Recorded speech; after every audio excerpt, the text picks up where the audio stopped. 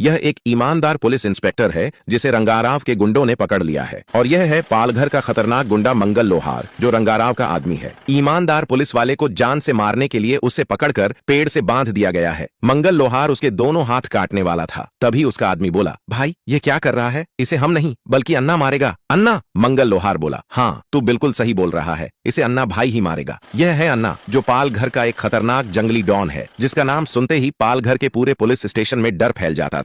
और उसी पालघर के पुलिस स्टेशन में इस इंस्पेक्टर का ट्रांसफर हुआ था। अन्ना गुस्से में आकर इंस्पेक्टर के दोनों हाथ बेरहमी से काट देता है। पालघर के गुंडों की गिरफ्तारी की कीमत उसे अपनी जान देकर चुकानी पड़ी। उस ईमानदार इंस्पेक्टर का एक दोस्त भी पुलिस में था, जिसका नाम ज्वाला सिंह था। ज्वाला सिंह अपने दोस्त का बदला लेने और गुंडों को खत्म करने की कसम खा लेता है। वह अपने सीनियर से बात करके अपना ट्रांसफर पालघर में करवा लेता है। पालघर पहुंचते ही ज्वाला सिंह अन्ना को गिरफ्तार करने के लिए निकल पड़ता है। वह अन्ना को ढूंढ निकालता है और उसे ऐसा मारता है कि उसकी हालत खराब हो जाती है। अन्ना डर के मारे भागने लगता है और ज्वाला सिंह उसका पीछा करने लगता है। अन्ना ने पहले से ज्वाला सिंह को मारने की साजिश रच रखी थी और उसे अपने ठिकाने पर ले जाता है। अचानक सोची समझी चाल के तहत अन्ना रिमोट का बटन दबा देता है। जैसे ही ज्वाला सिंह का पैर जमीन पर बने स्टार के निशान पर पड़ता है, उसे जोरदार बिजली का झटका लगता है और इसी तरह एक और बहादुर पुलिस वाले की जान चली जाती है। वह दुनिया को अलविदा कह देता है। अन्ना उसे हराकर पालघर का बादशाह बन जाता है। ज्वाला सिंह का एक और दोस्त था, भोला, जो पुलिस में था